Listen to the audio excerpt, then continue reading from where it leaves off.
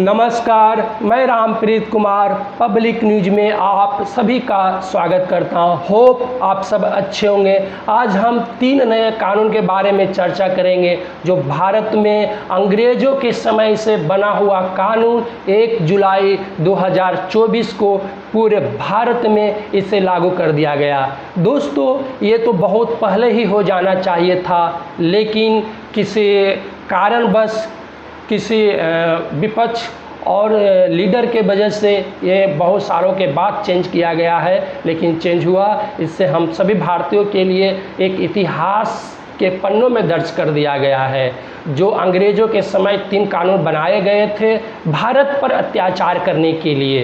पहला जो कानून जो अंग्रेज़ों का था वो आईपीसी इंडियन पैनल कोड 1860 यानी 1860 ईस्वी में भारत में लागू किया गया था अंग्रेज़ों के द्वारा, जो आज 1 जुलाई 2024 को बीएनएस के नामों से जाना जाएगा, यानी भारतीय न्याय संहिता के नाम से जाना जाएगा। और दूसरी जो अंग्रेज़ों का कानून था CrPC code of criminal procedure, जो अब भारतीय नियम के भारत कानून के हिसाब से बीएनएसएस यानी भारतीय नागरिक सुरक्षा संहिता के नाम से जाना जाएगा। सीआरपीसी जो अंग्रेज़ों के द्वारा 1898 ईस्वी 1898 में लागू किया गया था। और तीसरी जो कानून अंग्रेज़ों का था वो इंडियन एविडेंस एक्ट जो 1872 यानी 1872 ईस्वी में अंग्रेज़ों ने भारत में कानून बनाया था, जो 1 जुलाई 2024 को उसे हम बीएसए के नाम से जानेंगे, भारतीय साक्ष्य संहिता के नाम से जाना जाएगा। दोस्तों, ये सब भारत के परिस्थितियों के अनुसार कुछ चीज़ें इसमें लागू किए गए हैं और वो बहुत ही ज़रूरी था। हालांकि इसमें संसद में विपक्ष के नेता ने बहुत ही हंगामा भी किया है। मनीष तिवारी, कांग्रेस के वरिष्ठ लीडर मनीष तिवारी ने तीनों कानूनों पे चर्चा करने की मांग की है, लेकिन आप समझ सकते हैं ये कानून भारत के लिए भारत के परिस्थितियों के अनुसार बहुत ही ज़रूरी था।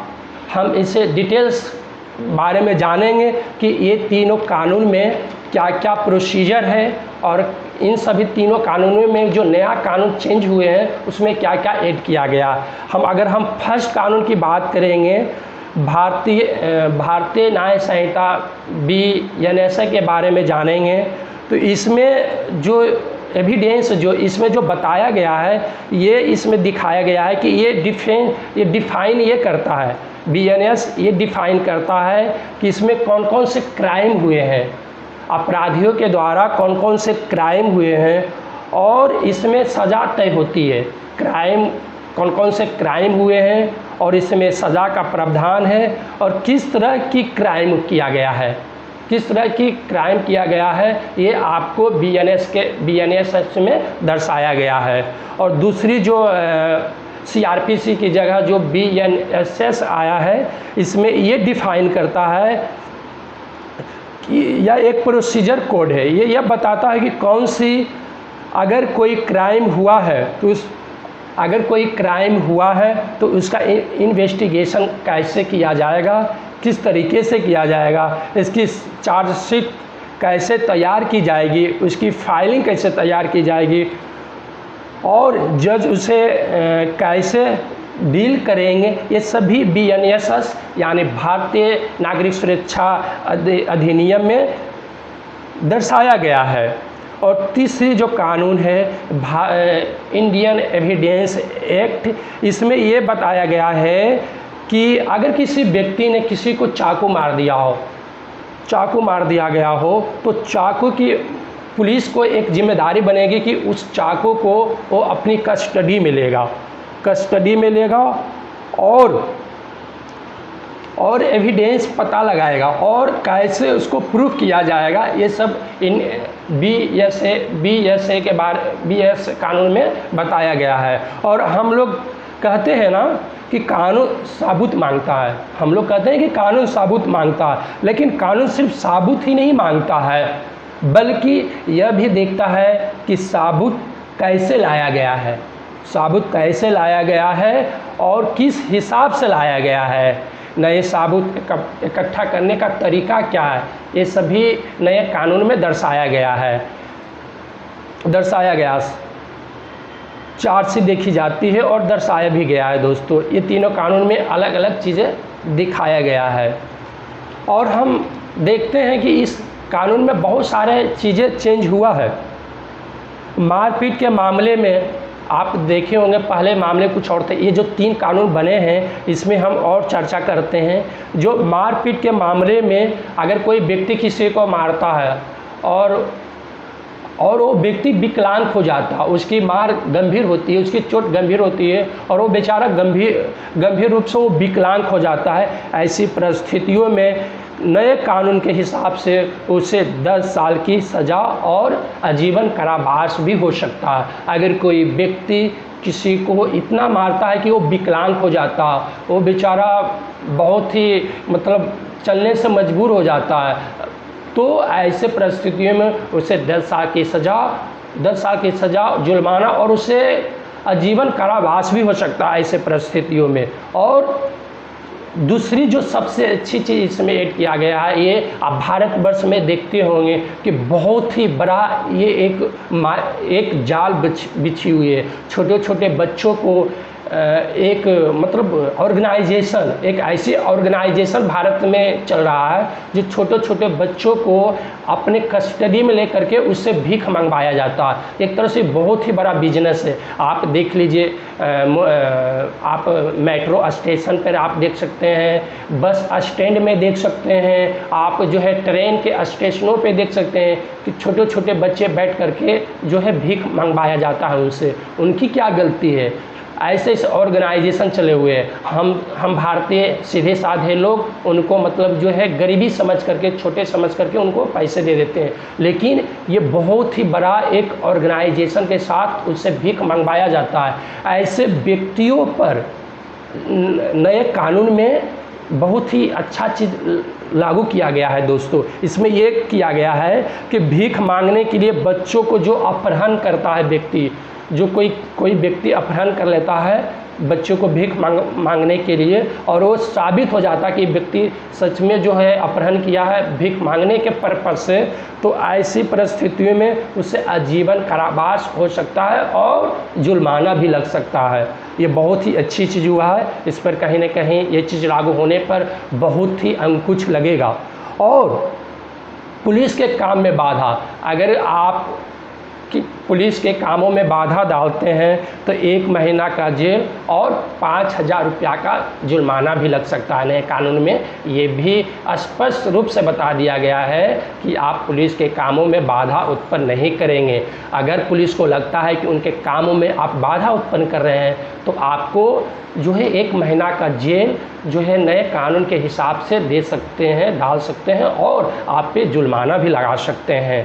और तीसरी चीज़ ये भी चेंज किया गया है कि सरकारी अफसरों के काम में बाधा, अगर कोई सरकारी अधिकारी है और उनके कामों में अगर व्यक्तिगत कोई बाधा उत्पन्न करता है तो उसमें भी 3 महीने की जेल आप जा सकते हैं और आपके ऊपर जुर्माना भी लगाया जा सकता है। और सबसे बड़ी चीज़ ये लागू किया गया कि सार्वजनिक पब्लिक प्लेस पे नशे में जो व्यक्ति पकड़ाया जाएगा और उत्पात करते हुए, आप देखते होंगे कि भारत में जो है इतने नशेबाज लोग हो गए हैं, छोटे छोटे बच्चे जिनको मतलब भविष्य के बारे में क्या करना है क्या नहीं करना चाहिए, वो भी नशे में मतलब किसी व्यक्ति और किसी के बहकावे में नशे में आ जाते हैं और पब्लिक प्रॉपर्टी को भी नुकसान करते हैं। सार्वजनिक स्थान पे जा कर के गाली गलौज करते हैं, उत्पात मचाते हैं, सरकारी संपत्तियों को नुकसान करने का प्रयास करते हैं।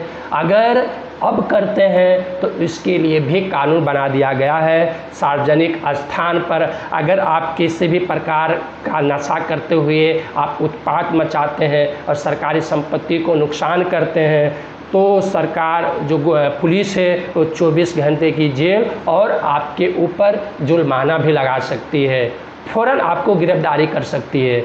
सार्वजनिक संपत्ति पर अगर आप नुकसान करते हैं, पब्लिक प्लेस पे आप उत्पात मचाते हैं, तो पुलिस के पास ये अधिकार हो गया है कि फ़ौरन आपको गिरफ्तारी कर लेंगे और आपको 24 घंटे के लिए आपको जेल में लग सकते हैं और आपको जुर्माना भी लगा सकते हैं। और बहुत सारे ऐसे कानून हैं दोस्तों जो न्यू कानून में 1 जुलाई 2024 को लागू किया गया, जिसे जीरो FIR भी लागू कर दिया गया है और ये बहुत ही इम्पोर्टेंट था। अब हम इसको सरल शब्दों में समझेंगे कि जीरो FIR क्या होता है। अगर इसको हम सरल शब्दों में समझने का कोशिश करेंगे तो ये समझेंगे कि यानी अगर हम उत्तर प्रदेश में हैं या हरियाणा में हैं या हम पंजाब में हैं, किसी भी स्टेट में हैं, अगर हम पंजाब में अगर कोई व्यक्ति गलत करता है या कोई चोरी करता है, अगर हरियाणा में कोई चोरी करता हो और वो व्यक्ति को अगर आप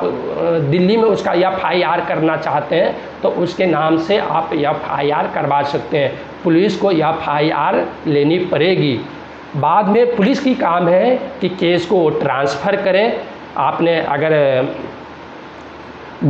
अगर आपने हरियाणा में केस दर्ज किया है और वो मामला वो दिल्ली का है या बिहार का है या उत्तर प्रदेश का है, तो ये पुलिस की रिस्पॉन्सिबिलिटी बनती है कि उस थाने में जा कर के जो है यहाँ से इन्वेस्टिगेशन को, चार्जशीट को भेजे और वहाँ पुलिस से संपर्क करे और वो करे, वो पुलिस की काम है। लेकिन आपके FIR को उनको लेना पड़ेगा, FIR दर्ज करनी पड़ेगी। पहले ऐसा नहीं था। पहले आप पुलिस वाले के यहाँ जाते थे तो वो आपसे पूछते थे कि भाई ये मामला हुआ कहाँ है, आप जहाँ मामला हुआ है आप वहाँ FIR करवाओ, क्योंकि ये कानून हमारे देश में कानून ऐसे थे नहीं, अंग्रेज़ों का कानून चलता आ रहा था। लेकिन भारतीय परिस्थितियों के अनुसार इसमें चेंज किया गया और बहुत ही ज़रूरी थी जीरो FIR। आप स्वतंत्र रूप से आप जो है FIR करवा सकते हैं। पुलिस को FIR लेनी पड़ेगी। अगर पुलिस FIR आपकी नहीं लेती है तो आप SP के जगह मजिस्ट्रेट के यहाँ उसके खिलाफ आगे आप जो है कदम उठा सकते हैं। फिर आगे पुलिस पर भी कार्रवाई हो सकती है कि वो FIR क्यों नहीं लिया गया है और क्यों नहीं लिया। तो जीरो FIR भी बहुत ही इम्पोर्टेंट जो है न्यू कानून में लागू किया गया है। ये बहुत ही अच्छी चीज़ है। और एक चीज़ और इसमें बदलाव किया गया है कि आप मेल के द्वारा भी FIR कर सकते हैं, SMS के द्वारा भी आप FIR कर सकते हैं। अगर आपके पास टाइम नहीं है जाने का तो आप पुलिस थाने में मेल भी कर सकते हैं, या तो आप कॉलिंग से भी FIR करवा सकते हैं। पुलिस को जब आप फ़ोन करेंगे पुलिस को कि सर ऐसे ऐसे परिस्थितियों में ऐसे हमें जो है FIR करवानी है, ऐसे मुझे ये घटना घटी है, हमें परेशान किया जा रहा है, तो पुलिस की रिस्पॉन्सिबिलिटी बनती है कि 3 दिनों के अंदर इन चीज़ों को अमल करते हुए FIR दर्ज करेगी और उस पर इन्वेस्टिगेशन चालू करेगी। पुलिस को FIR दर्ज करनी पड़ेगी। और इसमें एक चीज़ और समझना पड़ेगा, अगर कोई व्यक्ति आपके ऊपर FIR करवाता है और आपको लगता है कि ये झूठा है, हमें FIR जो हम पर करवाया गया है वो कहीं न कहीं गलत है, इसमें कोई भी सबूत नहीं है, तो जो व्यक्ति FIR करवाता है थाने में जा कर के, उसके बाद 14 दिनों के अंदर आप FIR जो आपके ऊपर किया गया है, अगर आपके पास सबूत है कि हमने सर ये जो व्यक्ति हमारे ऊपर FIR करवाया है ये पूरे तरीके से अपवाद है, पूरे तरीके से फर्जी है, अगर ये आप जो है 14 दिनों के अंदर जब FIR पुलिस ले लेती है दूसरे व्यक्ति का आपके ऊपर, तो आप 14 दिनों के अंदर पुलिस में जा कर के आप जो है वहाँ बता सकते हैं सर जो हमारे ऊपर FIR कार्रवाई की गई है ये झूठे हैं। उसको अगर आप साबित कर देते हैं, उनको आप एविडेंस दे देते हैं, तो उसी समय मजिस्ट्रेट या पुलिस जो भी है आपके FIR को रद्द कर देंगे, कैंसिल कर देंगे। और जो व्यक्ति झूठे आरोप में आपको FIR करवाते हैं उन पर भी कार्रवाई हो सकती है। ये भी नए कानून में चेंज किया गया है और बहुत ही ज़रूरी था, क्योंकि आजकल आप देखते होंगे कि कोई भी व्यक्ति FIR करवा देता था। पहले जो होता था कोई भी FIR करवा देता और उनको बेचारे जो है जेल जाना पड़ता था, बाद में पता चलता था यार ये तो झूठ है। नहीं, अब क्या होता है कि आप अगर कोई व्यक्ति आपके ऊपर कानून FIR करवाता है तो आप 14 दिनों के अंदर, 14 दिन के बाद नहीं, FIR होने के बाद 14 दिनों के अंदर आप साबित कर दीजिए, पुलिस को बता दीजिए सर ये FIR झूठ है, अपवाद है और हमें फर्जी तरीके से फंसाया गया है, इसमें हमारा कोई सबूत नहीं है, इसमें हम दूर दूर तक इस मामले में नहीं है। अगर आप साबित कर देते हैं तो उसी समय पुलिस उस पन्ने को फाड़ सकती है और उसे कैंसिल कर देगी, आपके ऊपर FIR नहीं होगा। और अगर आपके ऊपर अगर FIR हुआ और आप गलत सच में हैं तो आपके ऊपर FIR होगा और आप जो है जेल जाएंगे, जो भी इसके प्रोविजंस होंगे उसके ऊपर आपको होगा। लेकिन अगर कोई गलती से अगर आपके ऊपर FIR हो जाता है तो आप जो है पुलिस को इन्फॉर्म कर करके वहाँ जा करके आप उनको बता सकते हैं, आपके ऊपर FIR नहीं होगा। और ऐसे बहुत सारे चीज़ें इसमें बदलाव हुआ है दोस्तों, आप इसको आप देखें समझें। हम तो एक नॉर्मली हमने बताने का प्रयास किया है, उसमें बहुत सारे जो है एक्ट चेंज किया गया है। जैसे पहले राजद्रोह जो है देशद्रोह के रूप में जो है सेक्शन 24A के अंतर्गत हम जो है देशद्रोह के, अगर हम किसी मतलब हम देश के लिए कुछ आवाज़ उठाते थे तो हमारे ऊपर देशद्रोह का मामला हो जाता था और हमें जो है उस पर सज़ा हो जाती थी। और देशद्रोह को चेंज करके अब उसे राजद्रोह के रूप में जाना जाएगा। ये भी अंग्रेज़ों के समय के कानून बनाया गया था, जो आप उसको देशद्रोह की जगह राजद्रोह किया गया। उसमें बहुत सारे प्रोविज़न भी चेंज हुए हैं, ये सब चीज़ें इसमें हुआ है। दोस्तों इस वीडियो को आप अंत तक देखें और आपको लगता है कि इसमें कुछ सुधारने की ज़रूरत है तो आप हमें कमेंट करें और हमें बताएं कि इसमें क्या हम सुधार कर सकते हैं। और ये वीडियो आपको कैसा लगा आप हमें कमेंट करके बताएं। और अगर अभी तक आपने हमारे चैनल को सब्सक्राइब नहीं किया है तो प्लीज़, अगर आपको कुछ भी इसमें नॉलेज हुआ है तो आप हमारे यूट्यूब चैनल पर जा कर के पब्लिक न्यूज़ 32 को सब्सक्राइब करें, लाइक करें, शेयर करें और कमेंट करें। और ऐसे वीडियो हम आपके बीच हम लाते रहेंगे, जो भी हमारे नॉलेज है और एविडेंस को इकट्ठा करके जो है हम आपके वीडियो आपके पास लाते रहेंगे। लेकिन आप हमारे वीडियो को देखें और कमेंट शेयर ज़रूर करें और सब्सक्राइब करें, ताकि हम भी हमारा भी मनोबल बढ़े। आप वीडियो को देखेंगे, शेयर करेंगे, कमेंट करेंगे तो मुझे भी एक मनोबल बढ़ेगा, हम भी नए चीज़ों को लाएंगे, आपके पक्ष लाएंगे, हम चीज़ों को बताएंगे। जो भी देश में चीज़ें घटित होगी, अच्छी चीज़ें होगी, वो हम आपको बताएंगे। और आप ज़रूर हमें कमेंट करके बताइएगा कि ये वीडियो कैसा आपको लगेगा। तब तक के लिए जय हिंद, जय भारत।